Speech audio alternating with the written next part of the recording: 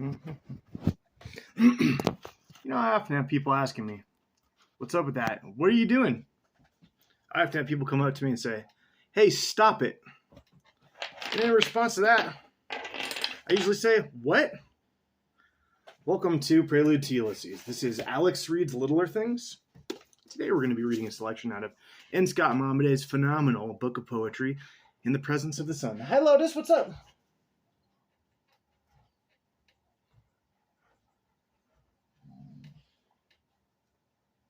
So old. In the Presence of the Sun. This is stories and poems, mostly from 1961 to 1991.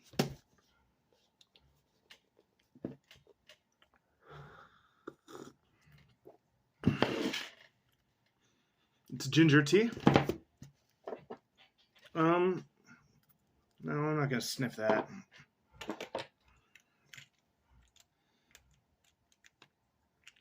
Eucalyptus. Ew. What's on my table? Ugh, gross. It's all sticky and weird. Alright, let's read this book. I don't know where we are. Ooh, we read Rainy Mountain Cemetery last time. That was pretty good. Yeah. Now we're Angel of Greece. Angle of Geese. Angle of Geese. I'm not making these up as I go along.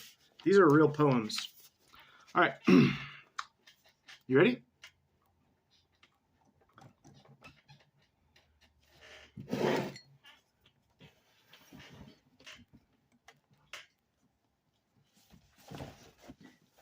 This is nice. Angel of Greece.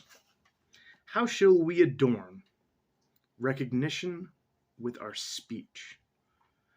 Now the dead firstborn will lag in the wake of words. Custom intervenes. We are civil, something more than language means. The mute presence moles and marks, almost of a mind. We take measure of the loss. I am slow to find the mere margin of repose. In one November, if it was longer in the watch, as if forever of the huge ancestral goose. So much symmetry, like the pale angle of time and eternity.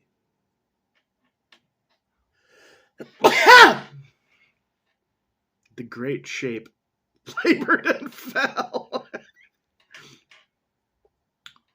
Quit of hope and hurt, it held a motionless gaze, wide of time, alert, on the dark, distant flurry.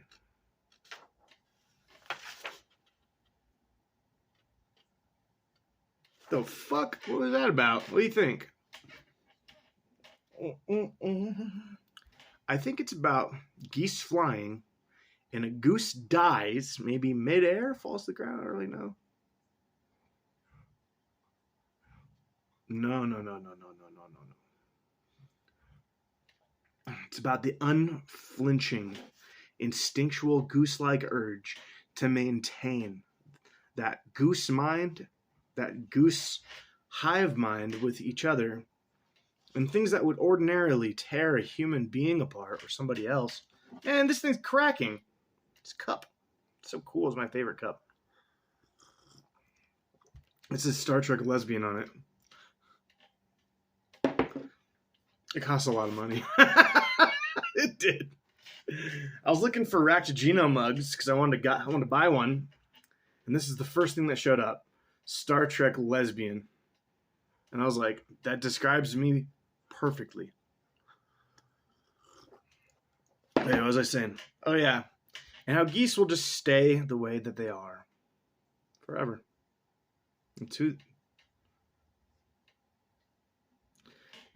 So it says, how shall we adorn recognition with our speech? Now the dead firstborn will lag in the wake of words. It's kind of, to me, saying, what's the point of speaking. Like the dead firstborn will lag, and well, maybe lagging's good. Lag, drag, lagging means sticking, right? Let's look at that, baby. You're not my baby. I know. I'm not trying to.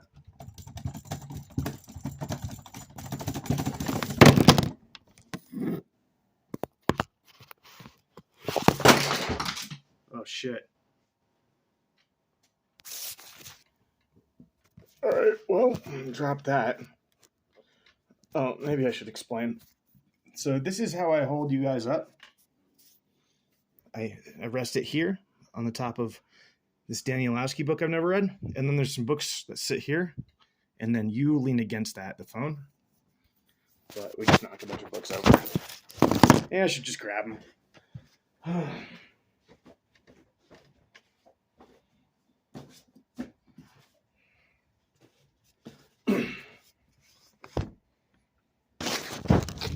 There we go.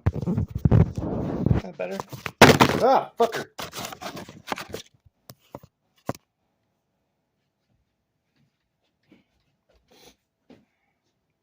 Let's look up the word lag.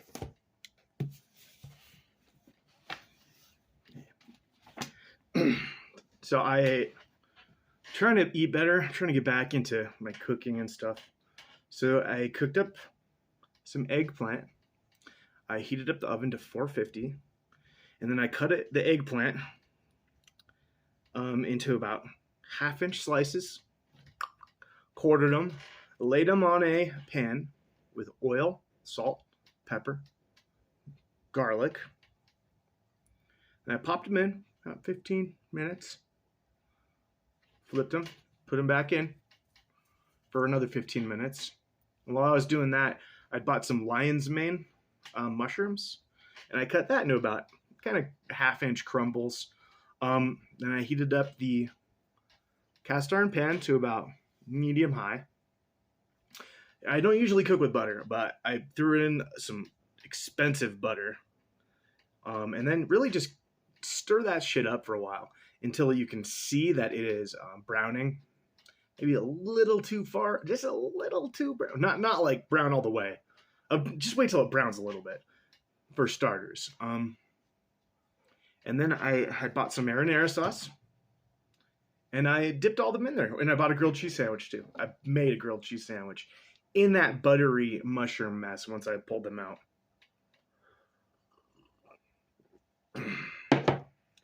And now on TV, I have paused at the 2 hour, 7 minute mark, like 2 hours and 7 minutes to go.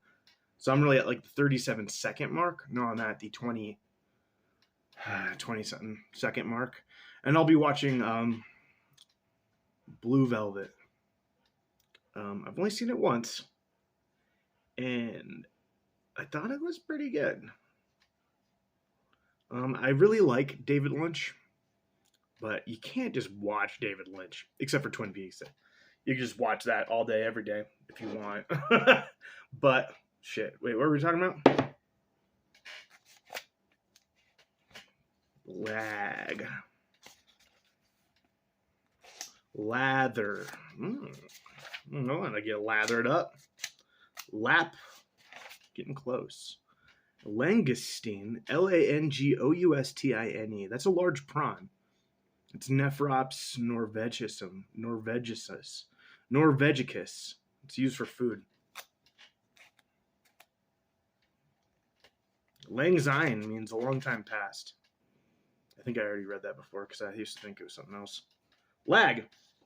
To fail to maintain a designated pace or speed, to delay or linger, to throw one shooting marble toward a line on the ground. What? No, to fail to keep up with, falling behind. Okay.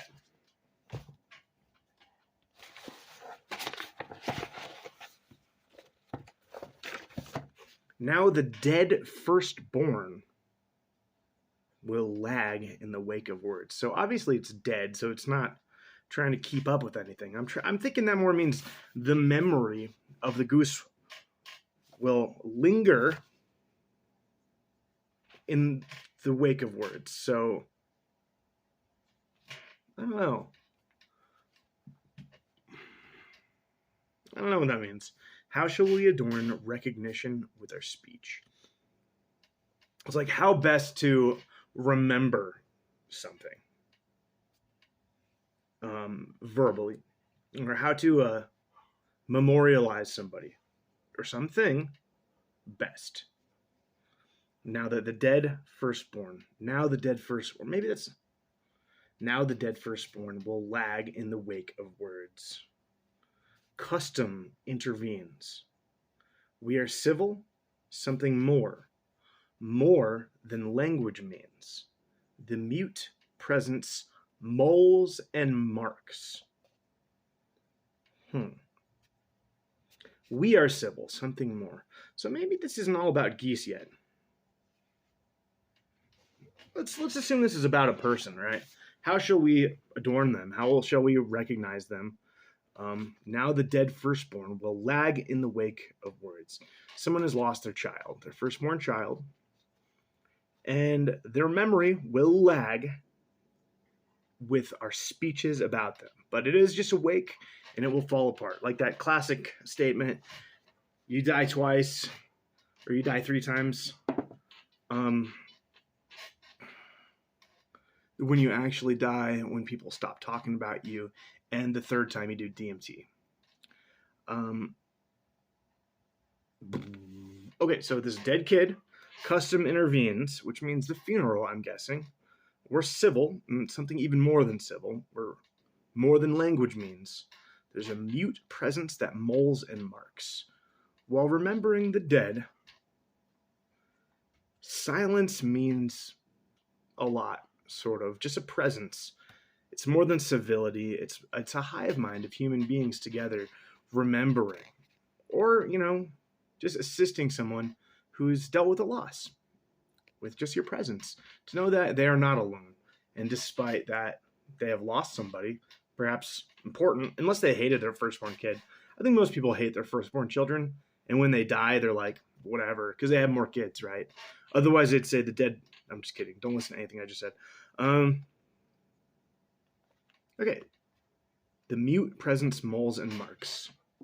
Moles in a good way. Like, it's there.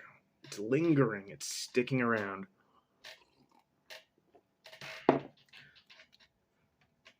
Almost of a mind, we take measure of the loss, right? They're all together. And I am slow to find the mere margin of repose. So he's trying to figure out what the acceptable level of, well, what does repose mean? I think repose means laying down. I love you, Lotus. You guys so cute, my little baby. Vernal Gooba. Recoil. Gosh, we're close already. Reconcile, reminisce, reservoir, rhinoceros. Oh, too far. Reply, report. Oh my God, we're so close. We're so close.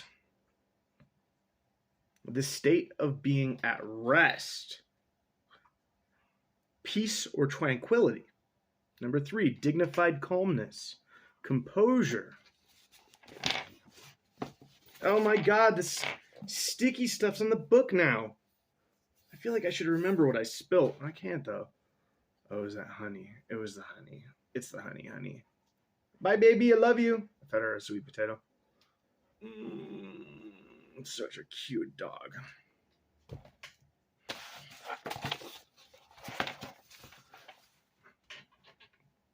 I am slow to find the mere margin of repose.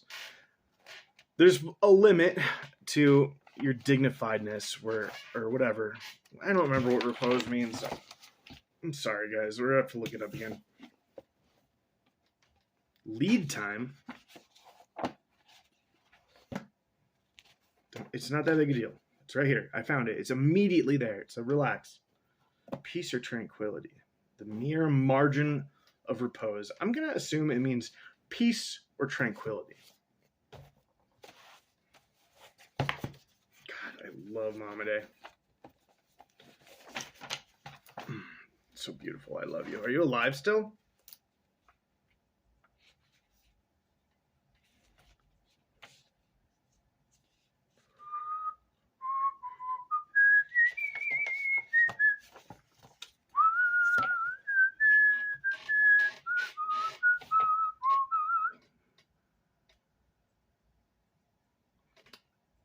I am slow to find the mere margin of repose. So, like, how do you behave in a place like this? You want to find peace. You don't want to be too cowering of fear of the widowed, or not the widowed. What's it called when you lose a kid? It's got to be a word for that, right? Whatever. So it's hard to find where you want to be when you go to a kid's funeral. I mean, I usually wear clown makeup. When I go to kids' funerals, I want to keep the ambiance light. Because usually people are just, God, such fucking pussies at baby funerals. Oh my God. Listen, I wish I wasn't this way too. Okay, we don't need to talk about it. Okay, and one November, it was longer in the watch as if forever of the huge, as if forever, longer in the watch. Oh, the margin of repose, it was longer in the watch, as if forever, of the huge ancestral goose. So he finds repose, peace, tranquility, while watching the huge ancestral goose. So much symmetry, like the pale angle of time and eternity. The great shape labored and fell. And I think the huge ancestral goose is the V-shaped formation that in itself kind of imitates a bird's wings, slowly undulating right and left, trying to find out exactly where it wants to lay. Right? That's the huge ancestral goose, the hive mind that drives them to fly in a perfect formation to alleviate members of the back of the flock, to make it easier for them to fly. That's why they fly like this, for air resistance, right? I think so. If that was the case, don't you think they should fly in a triangle, though? Right? Then there'd be a whole big protection area in the, yeah, I don't know. That's all I'm thinking. Or just in a straight line. Whatever. So much symmetry, like the pale angle of time. They're a white color. Goose have a white underbelly. So if you're looking from the bottom, it'd be white underbellies with black-tipped wings floating away.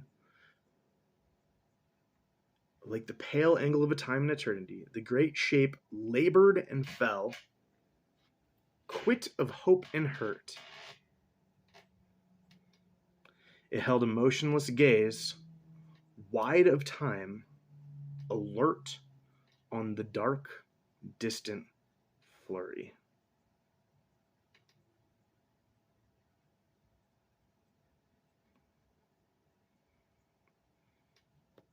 So there's nothing to hope for, nothing to hurt them.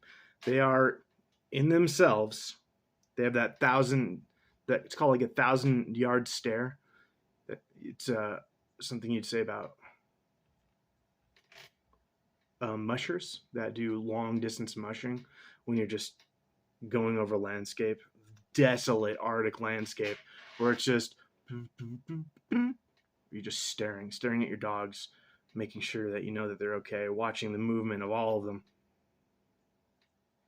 seeing if somebody's hurt. The dog, I mean.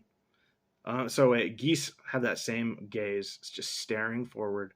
Quit, no hope, no hurt. Wide of time, absent of time. On the other side of time, timeless, but awake. Wide of time. On the dark, distant flurry that is the geese. So inevitably, he's confused about humanity. Not confused. Maybe he's hurt. Maybe it's his own kid. Maybe it's his child that died. And they're talking about the kid, and it's fine. And then when custom intervenes, people are civil or something more. I'm assuming custom is like the funeral or memorial service, or maybe the wake, or maybe all of those intertwined, where there's something more than just civility. There's the rote memorization or the rote speeches of like Bibles and shit, whatever people say at funerals. I've only really been to one funeral. Is that true?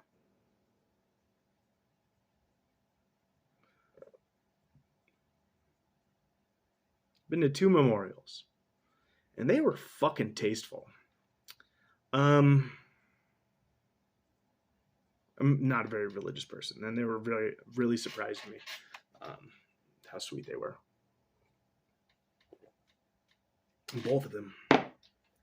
I'm assuming his kid died, and he's trying to think about how to find peace. You know, in the absence of a person that you wanted to be with you forever, or at least to watch them grow, watch them learn. But they're gone. And he doesn't really find peace at all until late one November. The geese are flying south.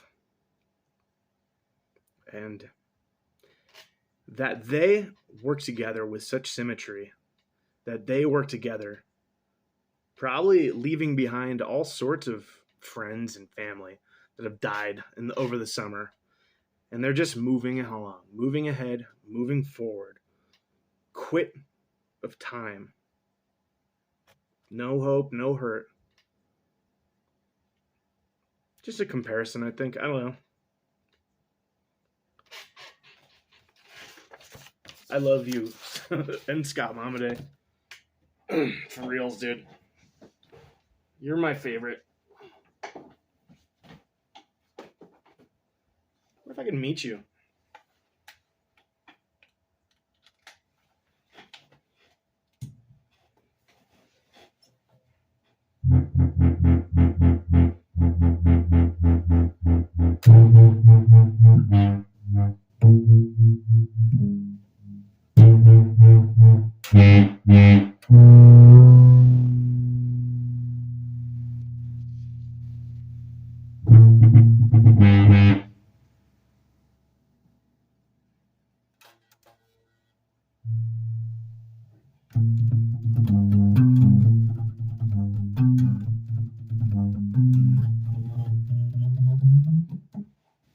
Okay, nothing was good about that.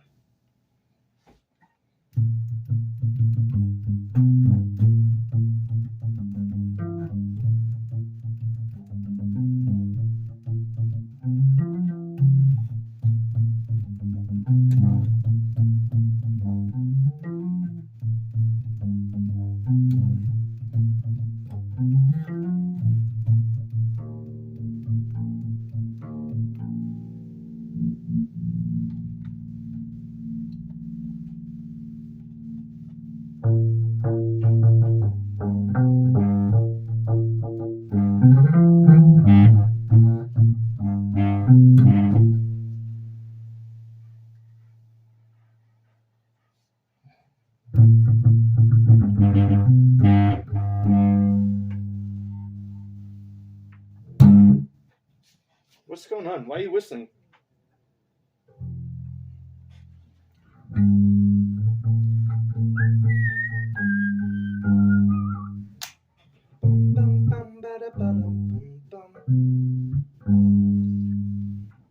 I'm dead to all those.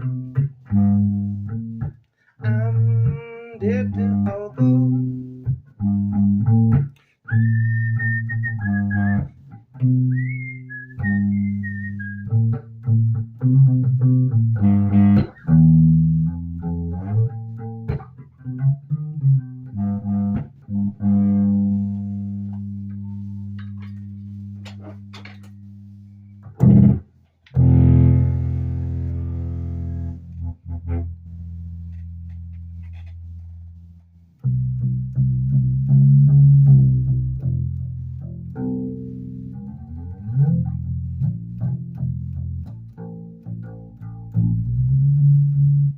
What's going on here?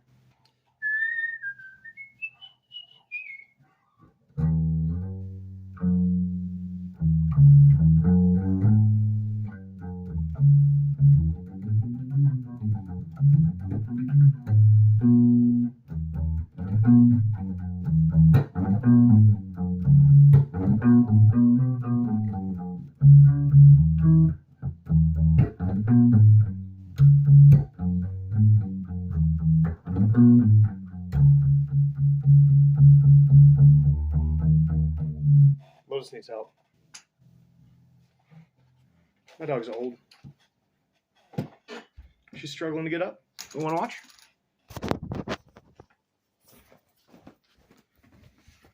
This is a dog that fell over. This is a dog that got up on her own, mostly. Oh, it's because I left my shoes in your path. I'm sorry.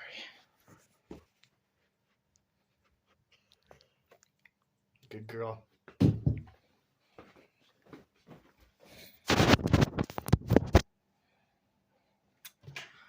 Once again, in Scott Momaday, coming through heavy with fun to dissect reading. I love you, and I love cats.